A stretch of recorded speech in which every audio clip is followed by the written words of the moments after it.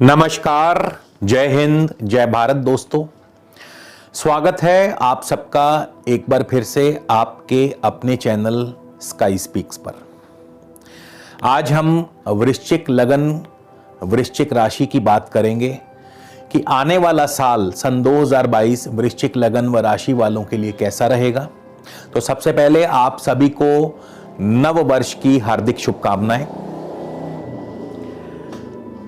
वृश्चिक राशि, वृश्चिक लगन के जातकों के लिए ये साल क्या समाचार लेकर के आया है, किस क्षेत्र में आपको लाभ होगा, किस क्षेत्र में आपको एहतियात बरतनी है, स्वास्थ्य कैसा रहेगा, आमदनी कैसी रहेगी, इसके अलावा नौकरी, कारोबार, इन सभी विषयों पर हम चर्चा करेंगे बारी बारी से, विस्तार से। और खास बात यह है कि पिछले साल की भांति ही इस साल भी मंगल 8 घर चलेंगे, लेकिन साल के अंत में मंगल उल्टी चाल चलेंगे। यानी साल की शुरुआत तो बेहतरीन होगी, लेकिन साल का अंत आपको जरा सावधान रहना होगा। आगे बढ़ते हैं। इसके अलावा यदि आप मुझसे किसी भी प्रकार का निजी ज्योतिषीय परामर्श लेना चाहते हैं, स्क्रीन पर मेरा व्हाट्सएप नंबर दिया गया है। आप इस नंबर पर मुझे व्हाट्सएप के माध्यम से कंसल्टेशन अथवा परामर्श टाइप करके लिख भेजिए। आगे की पूरी जानकारी व प्रक्रिया आपको प्रति उत्तर में भेज दी जाएगी। आप उसके बाद चाहें तो अपना अपॉइंटमेंट बुक करवा सकते हैं, शुल्क लागू रहेंगे। इसके अलावा हमारी वेबसाइट है www.skyspeaks.in। आप हमारी वेबसाइट के जरिए भी अपना अपॉइंटमेंट बुक करवा सकते हैं। तो जैसा मैंने बताया कि मंगल शुरुआत अपने ही घर से करेंगे। इस साल की जो शुरुआत है मंगल की अपने घर से होगी, और पिछले साल की तरह इस साल भी मंगल 8 घर चलेंगे। साल की शुरुआत बेहतरीन होगी, लेकिन साल का जो अंत है थोड़ा सा सावधान रहना होगा। और कैसे? क्योंकि साल के अंत में मंगल अष्टम भाव में होंगे, और अष्टम भाव में एक तो मंगल शनि का षडाष्टक योग भी बनेगा, और दूसरा मंगल वक्री भी होंगे, यानी उल्टी चाल चलेंगे। तो मंगल की जो ये जर्नी है, मंगल की जो यह यात्रा है, कैसी रहेगी आपके लिए, इस पर हम बाद में विचार करेंगे। पहले हम आउटर प्लैनेट्स की बात कर लें, यानी बड़े ग्रहों की बात कर लें, क्योंकि इन बड़े ग्रहों का प्रभाव जो है बहुत ज्यादा और देर तक रहता है, लंबे समय तक रहता है, क्योंकि ये लंबे समय तक एक राशि में रहते हैं। तो सबसे पहले हम शुरुआत करेंगे देवगुरु बृहस्पति से, और देवगुरु बृहस्पति जो है आपके चौथे भाव में है। देवगुरु बृहस्पति चौथे भाव में अत्यंत ही शुभ फल प्रदान करते हैं। एक तो सबसे पहले गुरुदेव जो हैं आपके पंचमेश होकर के चौथे भाव में केंद्र में बैठे हैं, तो यह अत्यंत शुभ योग बनता है। आपको भूमि, भवन, वाहन, कृषि और शिक्षा, इन क्षेत्रों से बृहस्पति की कृपा से सफलता व लाभ अर्जित होगा। और इसके अलावा गुरु की दृष्टि रहेगी अष्टम भाव पर, जो कि यदा कदा आपके मार्ग में बाधाओं को पैदा करती है, विघ्न और बाधाओं को पैदा करती है, किंतु आयुष्य भी प्रदान करती है। इसके अलावा बृहस्पति की दृष्टि होगी दशम भाव पर, जो कि आपके मान, पद, प्रतिष्ठा की भी वृद्धि करती है, आपके अधिकार क्षेत्र की भी वृद्धि करती है, नौकरी में, कारोबार में आपको तरक्की दिलाती है, प्रमोशन दिलाती है। इसके अलावा बृहस्पति की 12वें स्थान पर दृष्टि आपके विदेशी व्यापार एवं विदेशी संबंधों को और ज्यादा मजबूत करती है, निवेश को बढ़ाती है, खर्चों को भी बढ़ाती है। तो बृहस्पति की दृष्टि और बृहस्पति की स्थिति चौथे भाव में आपको शुभ फल प्रदान करती है। हाँ, बृहस्पति पंचमेश होकर के अपने से 12वें स्थान में गए हैं, तो पंचम की हानि यानी संतान पक्ष की तरफ से कोई ना कोई चिंता व परेशानी अवश्य देते हैं। 13 अप्रैल को देवगुरु बृहस्पति यानी बैसाखी वाले दिन देवगुरु बृहस्पति चले जाएंगे पंचम भाव में अपनी स्वराशि में। अब यहां से बृहस्पति आपको बहुत शुभ फल देंगे, अत्यंत ही शुभ फल आपको प्राप्त होगा। पंचम भाव में स्वयं बृहस्पति पंचमेश होकर के बैठे हैं, अपनी राशि में बैठे हैं, तो सरस्वती योग का निर्माण करते हैं, क्योंकि पंचम भाव बुद्धि और विद्या का स्थान है और देवगुरु बृहस्पति स्वयं ज्ञानवान है, ज्ञान की खान है। तो सरस्वती योग यानी बुद्धि बल पर, बुद्धि और विद्या के बल पर आपको अत्यंत ही सफलता व लाभ दिलवाएंगे। यानी ये साल वृश्चिक लगन राशि वालों के लिए अत्यंत ही शुभ साबित होगा। बृहस्पति की पंचम भाव में स्थिति आपको बुद्धि और विद्या के बल पर सफलता व लाभ तो सुनिश्चित करेगी। साथ ही साथ शेयर मार्केट से उत्तम धन लाभ होगा, संतान पक्ष की वृद्धि होगी, संतान पक्ष की तरफ से जो भी चिंता व परेशानी चली आ रही थी वो समाप्त होगी। और दूसरा, यहां पे आपको संतान सुख की प्राप्ति भी करवाते हैं। पंचम भाव में बृहस्पति का गोचर संतान सुख की प्राप्ति करवाने में सहायक है, यानी संतान योग को बनाते हैं। तो जो भी इस समय संतान की इच्छा रखते हैं तो उनके लिए अत्यंत ही शुभ रहेगा यह गोचर बृहस्पति का पंचम भाव में। पंचम भाव शेयर मार्केट का है, शेयर मार्केट से लाभ होगा। पंचम भाव संतान का है, संतान से लाभ होगा, संतान को लाभ होगा। पंचम भाव लव लाइफ का है तो लव लाइफ आपकी बढ़िया चलेगी। पंचम भाव आर्ट्स, कला, culture, liaisoning, brokerage, sports, amusement, इन सभी चीजों का है, एक्टिंग का है, सिनेमा का है, तो इन सभी क्षेत्रों से आपको सफलता व लाभ निश्चित तौर पर 100% प्राप्त होगा।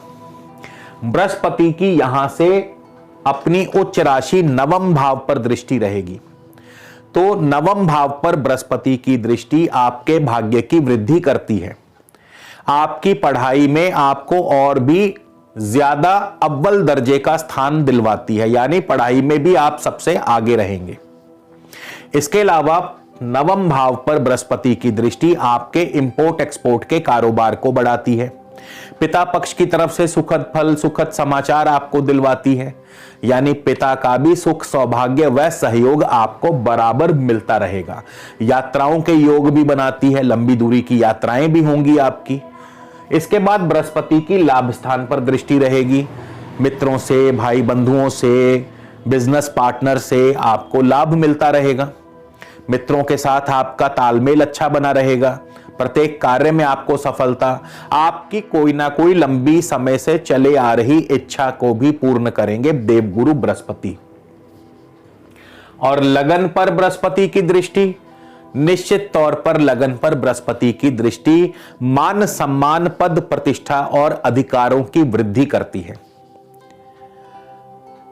तो आपके लिए बृहस्पति का यह गोचर चौथे और पांचवें भाव में अत्यंत ही शुभ फलदायी रहेगा। 13 अप्रैल बैसाखी वाले दिन से बृहस्पति का यह गोचर अत्यंत शुभ फल रहेगा। उसके बाद अब शनि की बात कर ले, बड़े ग्रहों में शनि क्या फल देंगे आपको। तो अच्छी बात यह है कि शनि भी आपके अपनी राशि में है, तृतीय भाव में है। तृतीय भाव में शनि पराक्रम की वृद्धि करते हैं। अब शनि यहां पे थोड़ा सा शनि का फल जो है डिफरेंट होगा।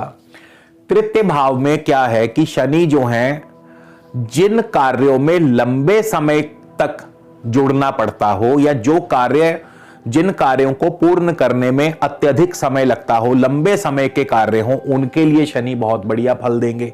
जैसे उदाहरण के लिए यदि आप बिल्डर हैं, कंस्ट्रक्शन का काम है आपका, तो यहां पे शनि आपको अत्यंत शुभ फल प्रदान करेंगे, क्योंकि बिल्डिंग को बनाने में कम से कम 6 महीने या साल भर का समय लगता है। ऐसा नहीं है कि बिल्डिंग आज शुरू की और हफ्ते में तैयार हो जाएगी। तो कोई भी जो कंस्ट्रक्शन के कार्य से जुड़ा है या लंबे कार्यों से जुड़ा है, जिनमें अत्यधिक लंबा समय लगता हो, बड़े बड़े प्रोजेक्ट्स जो हैं वो आपके पूर्ण होंगे। पराक्रम भाव में शनि बड़े बड़े लंबे प्रोजेक्ट्स को पूर्ण करने का प्रयास करवाएंगे, लेकिन किसी निकट बंधु से अनबन भी करवा सकते हैं। शनि है, शनि का काम ही है वैरागी प्रवृत्ति देना, किसी निकट भाई बंधु से अनबन या वैराग्य भी हो सकता है। शनि आपके 29 अप्रैल को चले जाएंगे चौथे भाव में। अब यहां पे शनि का ढैया भी शुरू हो जाएगा वृश्चिक राशि वालों को, लेकिन क्योंकि शनि अपनी ही राशि में है तो यहां पे शनि आपको यदा कदा मानसिक संताप तो दे सकते हैं, मानसिक चिंता, मानसिक परेशानी दे सकते हैं, आपकी मान प्रतिष्ठा में थोड़ी बहुत कमी कर सकते हैं। तो शनि की क्योंकि 10वीं दृष्टि रहेगी आपकी वृश्चिक राशि के ऊपर, और यह किनको प्रभाव देखने को ज्यादा मिलेगा, जिनको शनि की दशा अंतरदशा इस समय वर्तमान में चल रही है, उनको शनि का यह जो थोड़ा सा संताप है वो झेलना पड़ेगा। शनि चौथे भाव में जाहिर है जमीन जायदाद के कार्यों में सफलता दिलाते हैं, क्योंकि जमीन जायदाद के कार्य भी लंबे समय के कार्य हैं। एजुकेशन में आपको खास करके टेक्निकल या सिविल इंजीनियरिंग से यदि आप जुड़े हैं तो इंजीनियरिंग आदि क्षेत्रों में आपको सफलता दिलाते हैं। पीएचडी, डॉक्टरी, ये सारे लंबी जो अवधि के कोर्सेज हैं, ये शॉर्ट टर्म कोर्सेज में नहीं, लॉन्ग टर्म कोर्सेज में शनि आपको लाभ और सफलता दिलाएंगे। हां, आपके चौथे भाव में है तो जाहिर सी बात है कहीं ना कहीं पारिवारिक उलझने भी पैदा करते रहेंगे। हालांकि अपनी राशि में है, उतना ज्यादा बुरा प्रभाव नहीं देंगे, इस बात का भी ध्यान रखिएगा। शनि की तृतीय दृष्टि रहेगी छठे भाव पर। अब छठे भाव पर शनि की दृष्टि नौकरी में आपके शत्रुओं के द्वारा आपको व्यवधान पैदा करवाएंगे, लेकिन स्वयं ही शत्रु नाश भी करेंगे। दशम भाव पर दृष्टि भी नौकरी व कारोबार में रुक रुक करके सफलताएं, विलंब के बाद सफलताएं। देखिए, बृहस्पति का फल अत्यंत शुभ है। बृहस्पति बहुत शुभ फल देंगे किनको? जिनको वृश्चिक लगन वालों को बृहस्पति की दशा अंतरदशा है, और शनि का फल उसके थोड़ा सा विपरीत है। तो शनि का फल किनको मिलेगा? जिनको वृश्चिक लगन वालों को शनि की दशा अंतरदशा चल रही है। तो दशा अंतरदशा नहीं भूलनी है आपको। तो दशम भाव पर शनि की दृष्टि जो है आपके कारोबार व नौकरी में आपके लिए रुकावटें पैदा करती है। इसके बाद शनि की दशम दृष्टि लगन पर होगी, तो जैसा मैंने बताया कि मान सम्मान पर कुछ ना कुछ काला धब्बा लगा के जाएगी। तो देखिए, दो ग्रहों का कितना विपरीत फल है। राहु और केतु की बात कर लें तो राहु और केतु भी अपनी अपनी दशा अंतरदशा में क्या फल प्रदान करेंगे।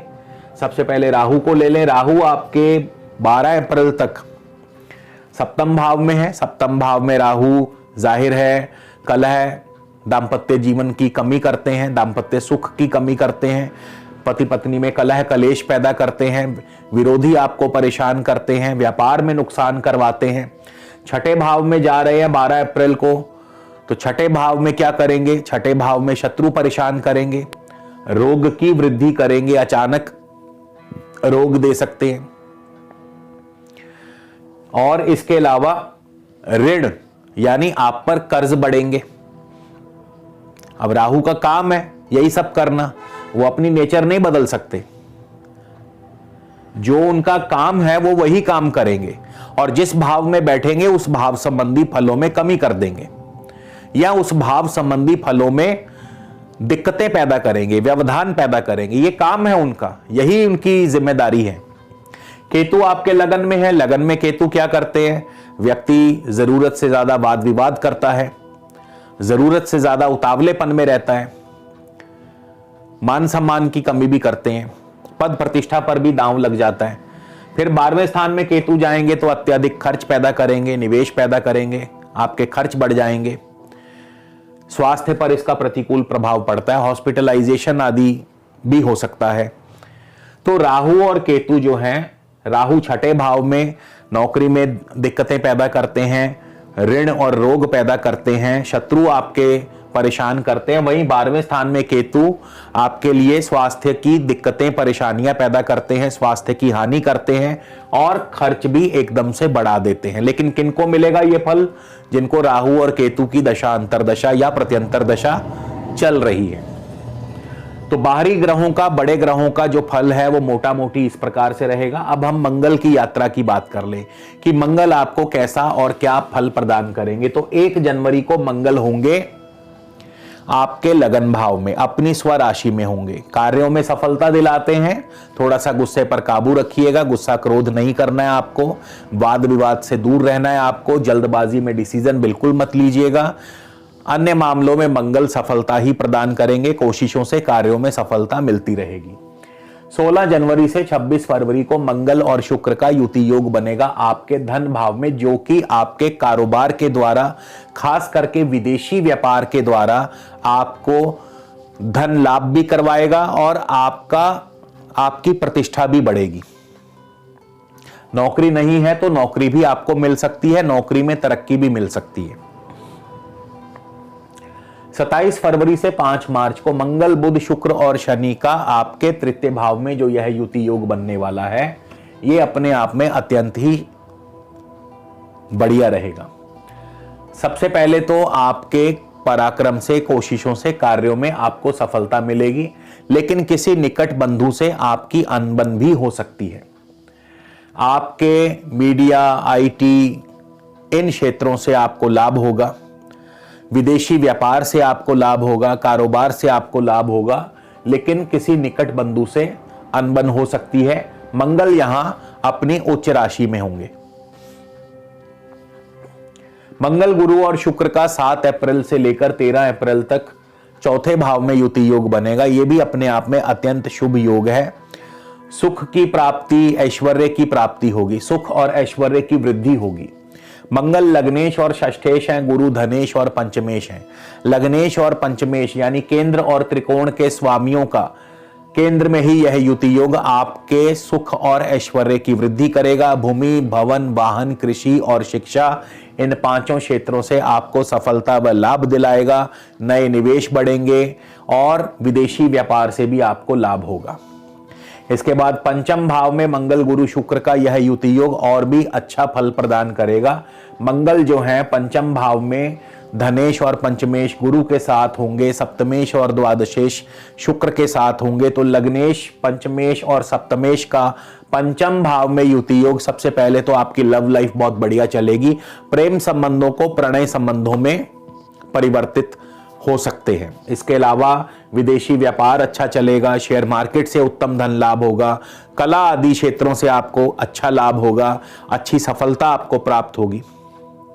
मंगल और राहु का युति योग छठे भाव में 27 जून से 10 अगस्त तक रहेगा, जो कि सेहत व स्वास्थ्य के लिए अनुकूल नहीं है। हालांकि मंगल छठे भाव में अपनी स्वराशि में है, नौकरी में आपको नौकरी दिलवा सकते हैं या नौकरी ठीक ठाक रहेगी, लेकिन राहु के प्रभाव से स्वास्थ्य का आपको ध्यान रखना होगा। शत्रु भी आपको गुप्त तरीके से परेशान करते रहेंगे।